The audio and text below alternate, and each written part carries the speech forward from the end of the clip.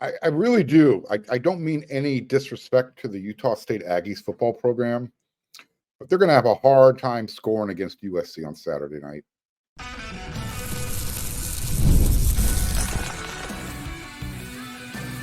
You are Locked On Trojans, your daily podcast on the USC Trojans, part of the Locked On Podcast Network, your team every day. Hey, fight on, everyone. I'm your host, Mark Holkin, and thanks for making Locked On USC per the Locked On Network your first listen every day. Whether you're watching the show on YouTube, wherever you want to download your podcast, this show is always free, and you know I always appreciate your support. And now through September 22nd, FanDuel's going to appreciate you. All FanDuel customers, you can bet $5 and you can get a 3-week free trial of NFL Sunday Ticket from YouTube and YouTube TV. Visit FanDuel.com. Check it out. So we're just, a few nights away, a few days away from USC opening up their season at home after their big old victory against LSU in Las Vegas. USC's 1-0. They're going to take on the 1-0 Utah State Aggies. USC's a 28.5 point favorite. Okay. Over under 63.5. USC went well under against LSU.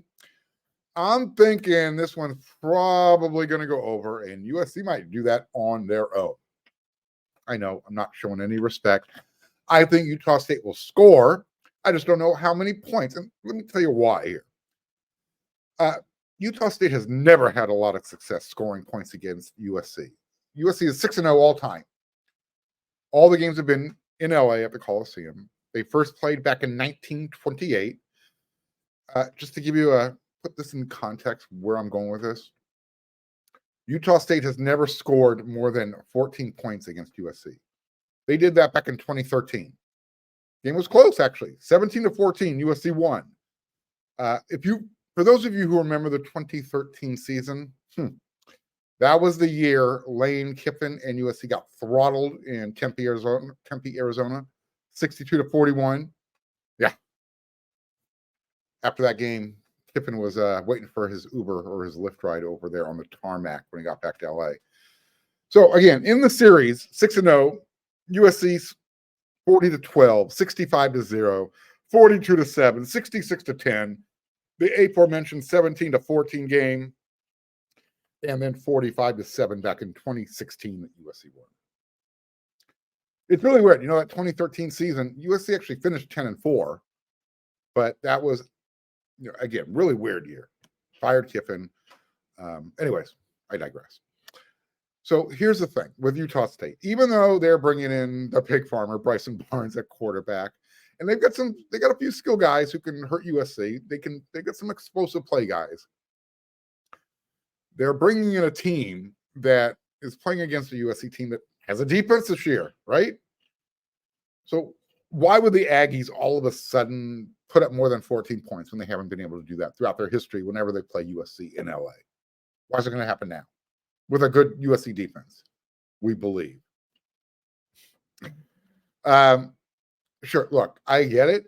Utah State, they use the transfer portal. They got some good players. But do they have enough depth? And I think that's really what it comes down to. Bigger picture. To kind of tell you why I think Utah State might not have a chance. If you don't follow the Aggies program, you might not be aware that they actually fired their head coach back in July, just days before Utah State was open up fall camp. So they didn't bring in defensive coordinator Nate Dreiling is their interim head coach. He was New Mexico State's defensive coordinator last year. Okay. Maybe Utah State has a chance.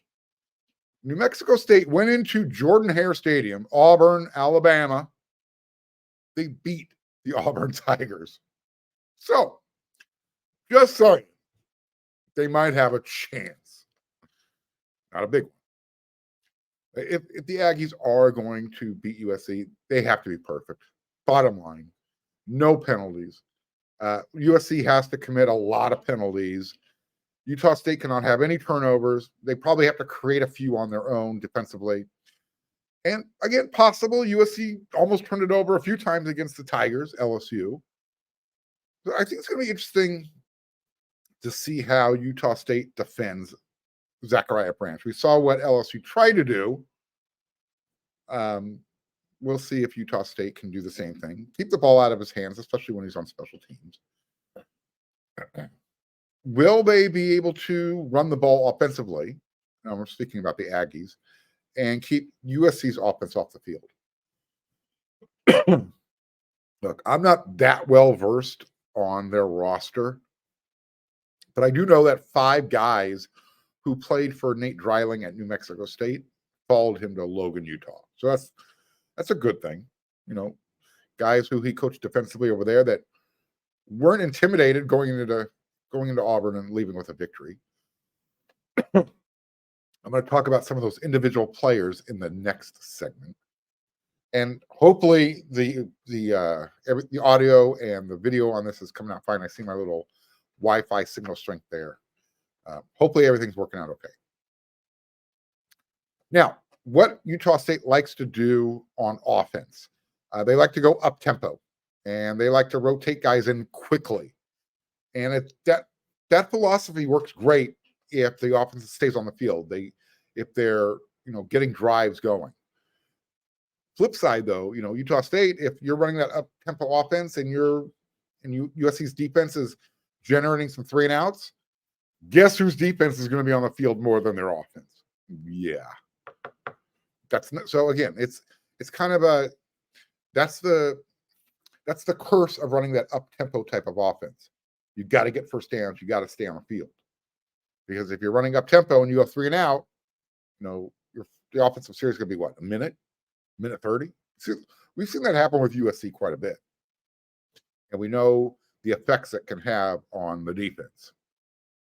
So it's a balancing act for Coach Dreiling and Utah State. Last week in their season opener against Robert Morris, the mighty Colonials. By the way, that final score was 36-14 in favor of Utah State. I asked the quiz question on yesterday's episode of Locked on USC, my everydayers. Did you find out where Robert Morris was located? You didn't? Pittsburgh, Pennsylvania. So there you go. Also, I mentioned on yesterday's episode of Locked on USC that Utah State, they're balanced on offense. They had 646 total yards, 343 through the air, 303 on the ground. And Coach Dreiling said this about his offense. Look, they should be able to score anytime they touch the ball. With all the weapons we have and how much speed, we can break a play, but we have to be on point. So again, going back to what I was mentioning, they have to be perfect and they have to stay on the field. They can't, they can't hopscotch around. They can't go 3 and out and, then come back on the field and maybe go 7 plays. They got to be good.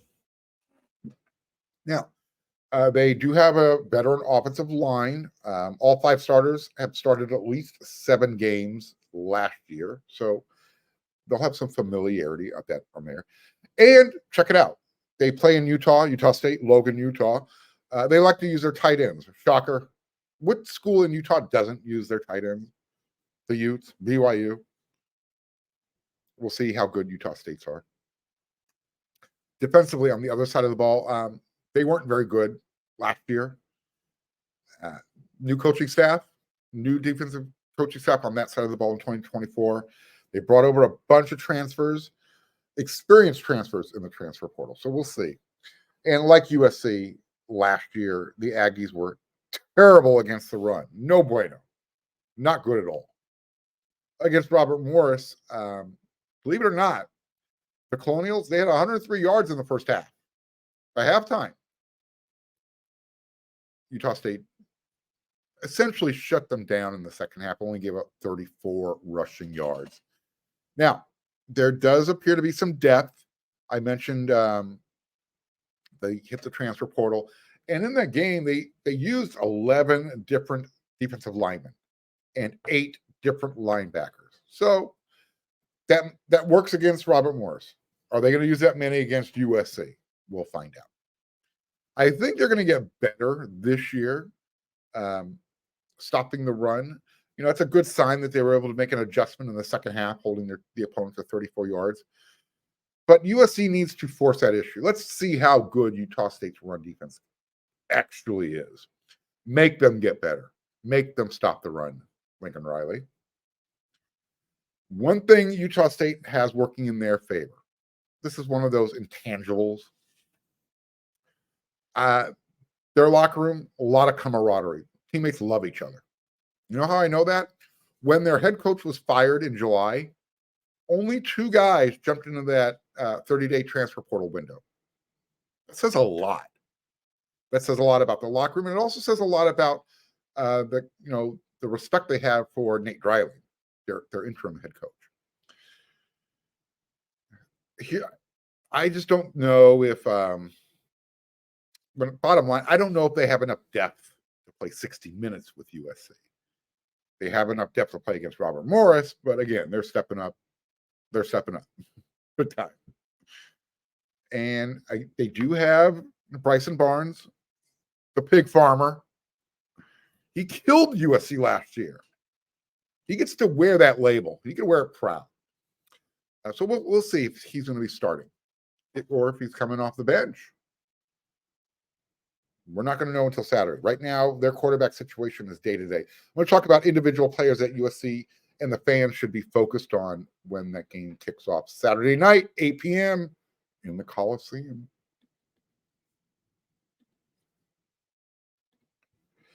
You heard us talk about FanDuel a lot, okay? They're America's #1 sports book. Well, we have something a little different for you now through September 22nd. All FanDuel customers, you can bet $5. You can get a 3-week free trial of NFL Sunday Ticket from YouTube and YouTube TV. With a YouTube TV base plan, you'll be able to watch every regular season Sunday afternoon out-of-market game. That's good for you. And all you need is a Google account and a current form of payment, and you can cancel anytime. So go check it out.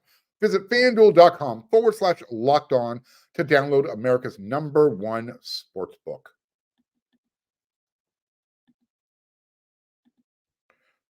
So who is playing quarterback for the Aggies on Saturday?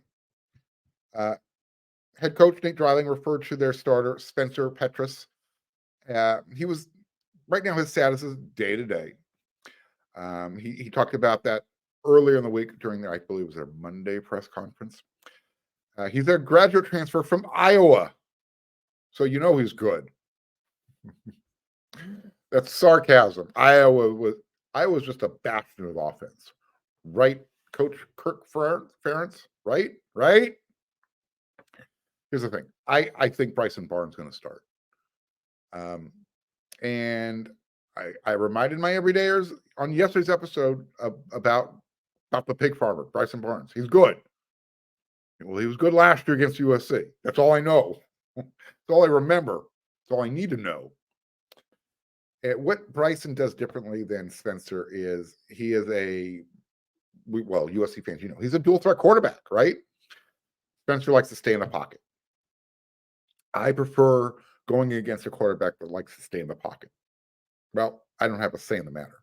Coach Dryling is going to make that decision. And the reason why I think they're going with Bryson Barnes, last week in their opener, their starter, Spencer, he threw a couple of interceptions twice. That's not good. Now, according to the coach, according to their teammates, it wasn't Spencer's fault. Somebody didn't know the right play. The wide receivers were running the wrong routes. Whatever. Those stats show up under Spencer's stat line. What else can I tell you about them? So I needed to find out a little bit about who Utah State is. So I hit up his name is Jason Walker. I'm gonna be on their radio station today. You're listening to this episode, 104.5 FM in Logan, Utah. Again, I'll be on with Jason Walker. So he gave me a little bit of a scouting report, players to focus on. He said the player that's the biggest concern for USC after Bryson Barnes is wide receiver Jalen Royals, speedster. But he's also not just fast. Apparently, he's been working on jump balls, and he's been winning these jump balls. So it's going to make things. It adds another dynamic. It makes the job a little bit easier for the quarterback when you know you have a guy who can run and jump. You can kind of just throw it out there. Let the guy make a play for you. Last year, pretty good.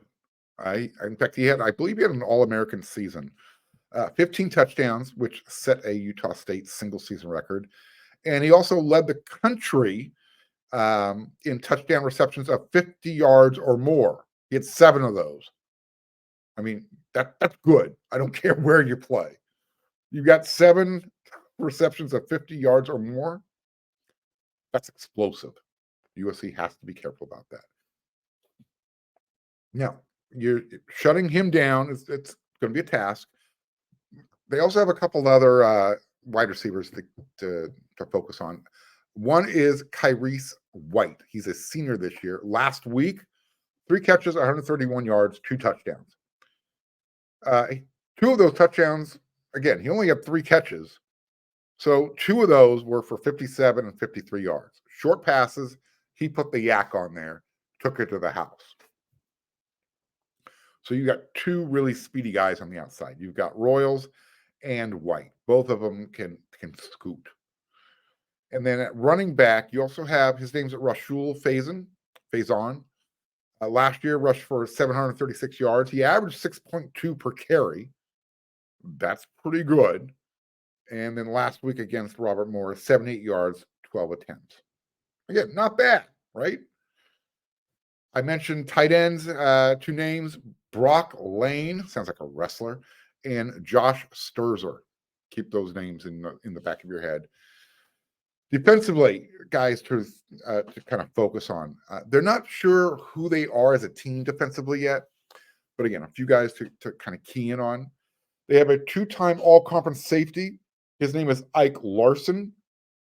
He's a ball hawk. He's kind of a smaller guy, 5'11", 160 pounds, but they also like to use him the same way USC uses Zachariah Branch on special teams. He's also their punt and kick return guy. So keep an eye on this. I hate these small little shifty guys. Got to keep an eye on those guys. They have an edge rusher.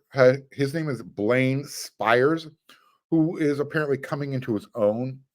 6'3", 220 pounds. He's a transfer. He's originally he committed and played at Bowling Green. He's from the state of Ohio, football hotbed, the cradle of football, Ohio. And then another name on defense to keep an eye on. Safety, Jordan Vincent, 5'10", 195 pounds, good size. He was a 3-time all-conference performer at New Mexico State. So he's one of those guys that followed Coach Dreiling over. And Vincent was also, remember, he came over and he quickly earned the locker room's respect, the locker room's trust. He is one of the 5 season-long team captains. So that, he's not only good on the field, but he's also a high-quality, high-character guy that his teammates were willing to, hey, let's make this guy one of our team captains.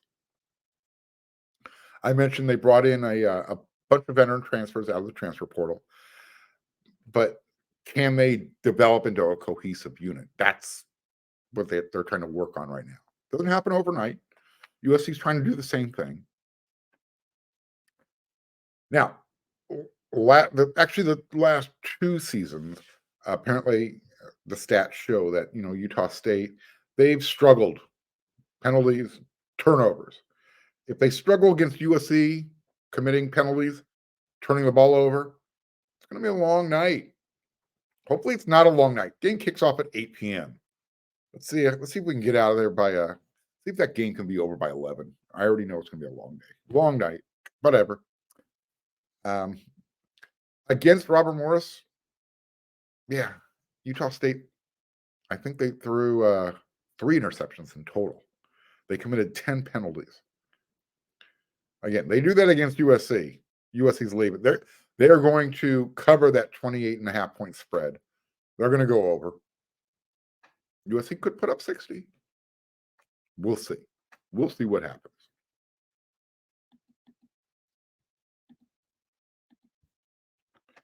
When you're hiring for your small business, you want to have as many top tier candidates as possible that when you go to that interview process.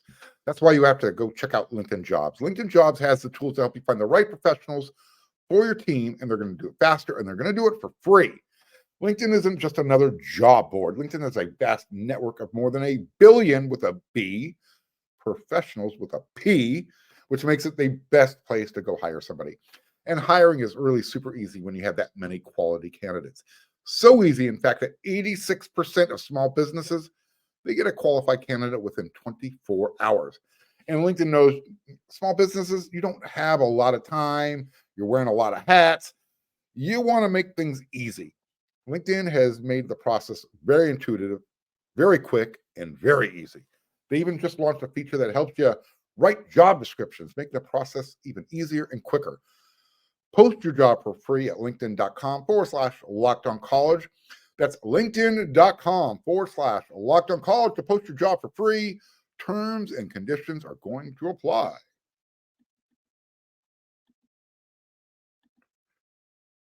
All right, so I talked about Utah State, the first two segments. Let's talk about USC. I was at practice Wednesday. That's going to be the last one that the media attends this week. We go Tuesdays and Wednesdays. I need to get this out of the way for you because you're looking at the rundown going, what is Mark talking about? Mystery injury, a linebacker. Well, no idea where Mason Cobb was today. I'm very confident that when we talk to Coach Riley tomorrow at 11 a.m. on Zoom, Thursday, like we do every week during the season, first question is, where was Mason Cobb? We spoke with Coach Lynn after practice, and he was asked about where was Mason. He wasn't spotted at practice today. And he said Coach Riley would be the person to talk to about injuries. So apparently he's injured. I don't know the extent. I know that he made the game-winning interception against LSU. He looked to be okay. So a little knock on wood that it's nothing serious. He's just trying to get himself healthy enough for Saturday's game against the Aggies. We'll find out. I'll let you know. Now, Coach Lynn also talked about what made the defense stand out. You know, what was so good Saturday. He said consistency is what stood out about the interior of the defensive line specifically. And when they're consistent, that allows the linebackers to make plays. And boy, did both units make plays against LSU. I also asked him, was there one play that specifically maybe stood out to you after watching the film? And he kind of paused briefly. And, you know, it's kind of hard just to pick one, Mark. In reality, here's what I think. I think I kind of caught him by surprise. This is my personal observation about Coach Lynn. Just the way he answers questions, he is in the moment, laser focused. He's not thinking about what had happened 5 minutes ago or, you know, on the game last Sunday, excuse me. He's not thinking ahead or backward. He's like thinking right now. So I think maybe that's why the question maybe caught him off guard. I'm sure play stood out to him, but he's just like, I'm not into this right now. Oh, by the way, I got to get this out of the way. All Kyron Hudson does is catch one-handed passes. The most freaky thing. So after practice, you know, we're media standing around waiting to talk to Coach Lynn and different selected players. You've got Achille Arnold playing wide receiver. Yeah, he's getting some wide receiver route running work in. Kyle Ford is playing quarterback. Meanwhile, Kyron Hudson, he is standing on the goal line. Kyle Ford, 25 yards away. Achilles running, we'll call it a wheel route. And Kyle Ford threw a really nice ball. But I'm not kidding. This is not hyperbole. Kyron Hudson did not move his feet. All he did was stick his arm up like this, like he was going to grab an apple off a tree. The ball found his hand like Velcro. He didn't move his arm not laterally to the right or the left. It's almost like Ford was aiming. Kyle's like, dude, you have used up your quota of one-handed passes. Enough. It was effortless. It was fun to watch, but you're like, what happened? First of all, why is Achille Arnold running a wheel route? Why is Kyle Ford playing quarterback? And why is Kyron Hudson just standing there like, that's mine? Snatch. Take it. Achille Arnold's like, I give up. I quit. I'm out. All of a sudden, Kyle Ford's like, hey, you wouldn't do that if you were at Mission Viejo. Kyle Ford played at Orange Lutheran. Achille Arnold, Mission Viejo. They know each other. Those two schools, they're familiar with each other is all I have to say in high school. If in Southern California, those two schools know each other well. Practice was supposed to start at 3:10 according to the memo. Meanwhile, when I see Lincoln Riley showing up at 3:30, I'm thinking, okay, practice isn't starting at 3:10. It was hot. It was really hot.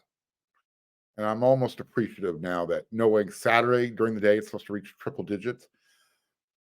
I'm kind of happy, sort of, that the game isn't kicking off till 8 p.m. Nevertheless, it's going to be a long day, long night. So everyone show up, enjoy the home opener. What else can I tell you? Oh, you know what I noticed at practice? So the first 2 years with Lincoln Riley, during fall camp, guys had to earn their gold plates, the Trojan emblem that you put on the helmet. What I noticed today was some of the freshmen, walk-ons, freshmen and walk-ons, they don't have them. I'm not going to point out who does and who doesn't among those two groups. It's not necessary, but something I did notice was an observation. The Tennessee Titans, Houston Texans, they each sent a scout to watch practice on Wednesday. As you know, the first thing we see when they let us in, special teams action, Jay Fair, Woody Marks, Zachariah Branch. They were working on their receiving skills. Coach Anthony Jones Jr., he's throwing big yellow blocking pads, trying to distract them right as they're about to catch the ball. Coach Doherty's reminding Jay Fair, hey, keep your elbows in once you got the ball. Don't let it get away from you. Interesting.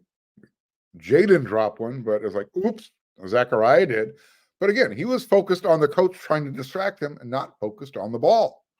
It happens. As long as it happens in practice and not in the game, we'll be good. I got to watch Coach Doug Belk and Taylor Mays doing their thing. The reason being is right after the skip and stretch, they went right into some scout teamwork. And Katie Ryan, sports information director, is like, hey, why doesn't everybody just kind of turn that way and watch the DBs do their work on Brian Kennedy Field? So that's what we did. You know, does everyone remember what Kalen Bullock's nickname was? Still is? Sticks? Because he's so thin. I'm not kidding. If Kalen Bullock's nickname is Sticks, Carlos Nicholson, got to call him Twigs. His legs are skinnier than Kalen's. Not exaggerating. Not joking. I mean, it almost like, I would hate to see him get hit on his shin, lower legs, because to me, it looked like they would crack in half. He hasn't had, heaven forbid that happen, but I'm just trying to emphasize how thin his legs are. Caught me by surprise a little bit today. I don't know why I've never noticed that before. Someone who's the opposite of Twigs, we spoke to him after practice, defensive lineman Devin Tompkins, got a lot of playing time against LSU, and he was able to talk about that.